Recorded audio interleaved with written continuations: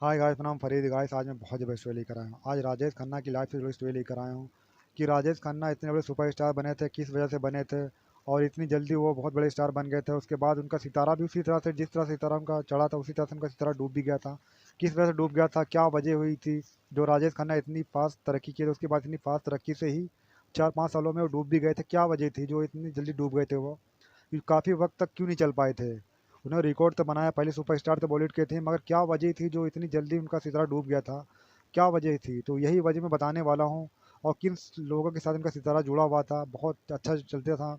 उनके हटते ही film industry से और राजेश खन्ना का सितारा डूब गया था और वो तनहा हो गए थे, अकेले हो गए थे।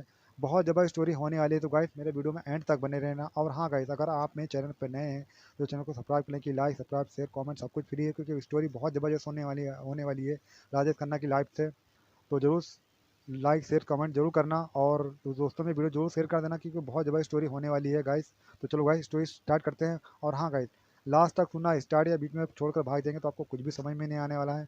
फिर बोलेंगे कुछ समझ में नहीं आया। अब आप कमेंट करेंगे तो कमेंट में ऐसा मत करना, पहले सुनो वीडियो को, देखो समझो, उसके बाद कमेंट करो। तो चलो गाइस, स्टोरी स्टार्ट करते हैं। आज मैं आपको वो बताने जा रहा हूँ जो किसी ने नहीं बताया होगा कि राजेश खन्ना की फिल्में अचानक क्यों फ्लॉप होने लगी थी। उनका नसीब उनसे नाराज हो गया था, या फिर उन्होंने वक्त की कदर नहीं की थी, या फिर उनका सितारा जिन लोगों से जुड़ा हुआ था वो लोग उन्हें छोड़कर चले गए थे। आखिर क्या था उनकी कामयाबी और बर्बादी के पीछे की पूरी हकीकत, जानेंगे हम इस वीडियो में। तो चलिए इस वीडियो को शुरू करते हैं, इन बातों को डिटेल में जान लेते हैं। राजेश खन्ना साहब बॉलीवुड इंडस्ट्री की जानी मानी शख्सियत थे, मगर शुरुआती दौर उनका असफल रहा। कुछ फिल्में उनकी असफल रही, जैसे कि आखिरी खत, औरत, बहारों के सपने, राज। फिर राजेश खन्ना को फिल्म मिली आराधना, जो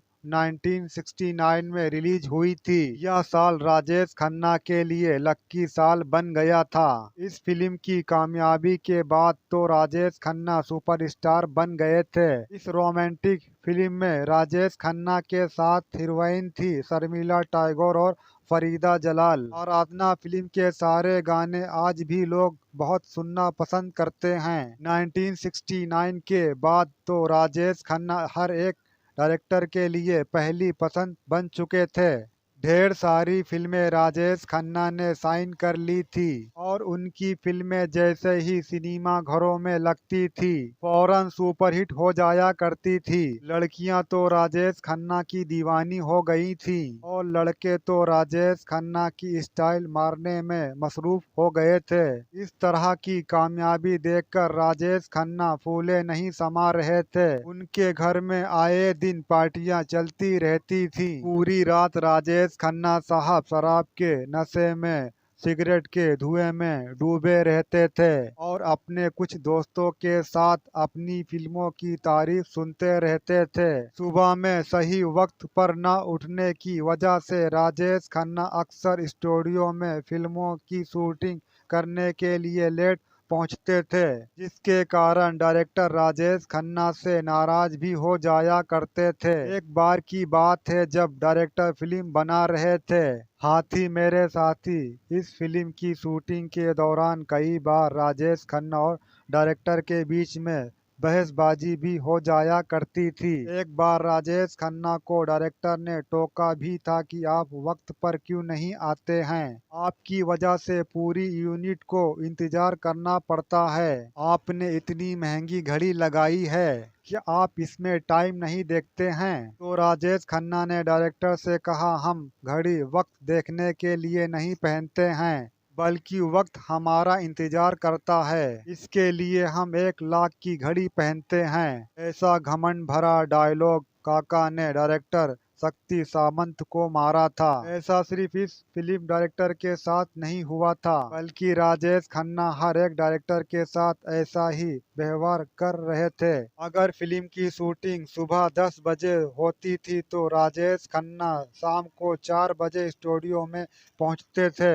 कामयाबी का नशा काका पर ऐसा चढ़ा था कि हर एक डायरेक्टर से ज्यादा वो अपनी चलाते थे और डायरेक्टर को भी राजेश खन्ना की बात माननी पड़ती थी, क्योंकि राजेश खन्ना का दौर ही ऐसा चल रहा था जिसे कोई भी हरा नहीं सकता था। एक बार राजेश खन्ना अमर प्रेम फिल्म की शूटिंग कर रहे थे तो डायरेक्टर शक्ति सामंत ने उनसे एक और रिटेक देने के लिए कहा था, तो राजेश खन्ना ने जवाब दिया था, इससे अच्छा टेक पूरे हिंदुस्तान में कोई और हीरो दे ही नहीं सकेगा, इसे ही ओके कर दो। इतना गुरूर काका के दिमाग में भर गया था।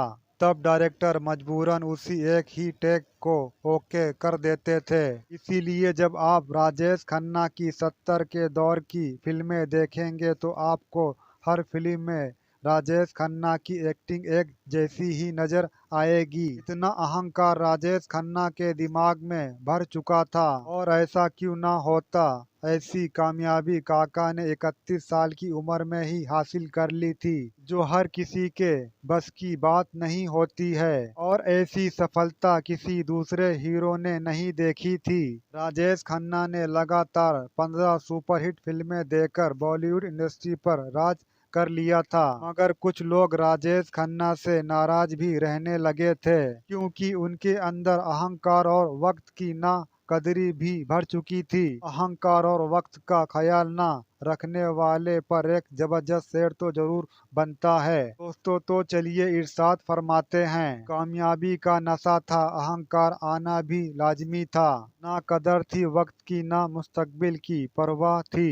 जब हिट होना किस्मत में था तो फिर किस बात का डर था। अब मैं आपको वो बात बताने जा रहा हूँ जिसकी वजह से राजेश खन्ना की फिल्में फ्लॉप होना शुरू हो गई थी। अगर आप लोग राजेश खन्ना की फिल्में देखने के शौकीन होंगे तो आपने उनकी फिल्मों में एक बात जरूर नोटिस की होगी कि राजेश खन्ना की फिल्मों में हीरोइन जब शर्मिला टैगोर, मुमताज, तनुजा और हेमा मालिनी होती थी तो वो फिल्म हिट होना लाजमी थी। सबसे सुपरहिट जोड़ी राजेश खन्ना के साथ शर्मिला टैगोर और हीरोइन मुमताज की थी, मगर इन दोनों हीरोइनों ने राजेश खन्ना के साथ 1969 से लेकर 1974 तक काम किया था। इसके बाद यह दोनों हीरोइनें अपने घर गृहस्थी में बिजी हो गई थीं और यह दोनों हीरोइनें भी काका की लेट आने की आदत से बहुत परेशान रहती थीं। जैसे ही इन दोनों हीरोइनों ने फिल्मों में काम करना बंद कर दिया था, समझ लो राजेश खन्ना का सितारा हमेशा के लिए डूब गया था। राजेश खन्ना, शर्मिला टैगोर और मुमताज, इन तीनों ने जिन फिल्मों में काम किया है उन फिल्मों का जैसे ही मैं आपको नाम बताऊंगा तो आप खुद कहेंगे, हाँ ये फिल्में तो ब्लॉकबस्टर हैं। आराधना फिल्म जो 1969 में रिलीज हुई थी, इस फिल्म में राजेश खन्ना के साथ हीरोइन थी शर्मिला टैगोर। फिल्म दो रास्ते जो 1969 में ही रिलीज हुई थी, इस फिल्म में राजेश खन्ना के साथ हीरोइन थी मुमताज। फिल्म सच्चा झूठा जो 1970 में रिलीज हुई थी, इस फिल्म में राजेश खन्ना के साथ हीरोइन थी मुमताज। फिल्म अमर प्रेम जो 1972 में रिलीज हुई थी, इस फिल्म में राजेश खन्ना के साथ हीरोइन थी शर्मिला टैगोर। फिल्म दुश्मन, यह फिल्म 1972 में रिलीज हुई थी, इस फिल्म में राजेश खन्ना के साथ हीरोइन थी मुमताज। फिल्म राजा रानी जो 1973 में रिलीज हुई थी, इस फिल्म में हीरोइन थी शर्मिला टैगोर। फिल्म दाग अ पोयम ऑफ लव, यह फिल्म भी 1973 में रिलीज हुई थी, इस फिल्म में हीरोइन थी शर्मिला टैगोर। फिल्म आपकी कसम जो 1974 में रिलीज हुई थी, इस फिल्म में राजेश खन्ना के साथ हीरोइन थी मुमताज। और फिल्म रोटी, यह फिल्म भी 1974 में ही रिलीज हुई थी, इस फिल्म में भी राजेश खन्ना के साथ हीरोइन थी मुमताज। बस 1974 का साल खत्म होने के बाद ही राजेश खन्ना की बर्बादी के दिन शुरू हो चुके थे। इसके बाद काका की फिल्में फ्लॉप होती थी या फिर एवरेज हिट होती थी। ऐसा हो गया था कि राजेश खन्ना के पास सिर्फ वक्त ही वक्त था, लेकिन फिल्में नहीं थी। मतलब राजेश खन्ना का सितारा इन दोनों हीरोइनों की तकदीर के साथ जुड़ा हुआ था। इनके अलग होते ही राजेश खन्ना बिखर गए थे। यहाँ पर किस्मत डिस्कनेक्शन होने के लिए एक जबरदस्त शेर तो जरूर बनता है। दोस्तों तो चलिए इरशाद फरमाते हैं, कामयाबी तो हर कोई चाहता है, मगर तकदीर का सितारा बहुत कम लोगों के साथ जुड़ा होता है। जो समझ गया वो पार हो गया, जो घमंड में आ गया वो बर्बाद हो गया। ऐसा भी दौर राजेश खन्ना की लाइफ में आ गया था कि वो एकदम अकेले पड़ गए थे। ना उनके पास कोई फिल्म थी, ना उनकी बीबी थी, ना कोई उनका दोस्त था और ना ही कोई एक्शन कहने वाली आवाज थी। घमंड, गुरूर, अहंकार, वक्त की बर्बादी, डायरेक्टर की ना सुनना, सपोर्टिंग एक्टर के रोल कटवा देना, हर वक्त अपनी मर्जी चलाना, इन सब हरकतों की वजह से राजेश खन्ना साहब का करियर डूब गया था। यहाँ पर एक जबरदस्त शेर तो जरूर बनता है दोस्तों, तो चलिए इरशाद फरमाते हैं। गुरूर इस बात का था कि मेरे जैसा कोई सुपरस्टार नहीं था, जो रिकॉर्ड बनाया था वो आज भी बरकरार था। इसीलिए राजेश खन्ना बॉलीवुड का पहला सुपरस्टार था। तो आज आप जान गए होंगे कि राजेश खन्ना का नसीब कैसे रूठ गया था, वक्त ने उन्हें कैसी ठोकर लगाई थी और वो जिस सितारे से बिछड़ गए थे, फिर उनका चढ़ता हुआ सूरज हमेशा के लिए डूब गया था।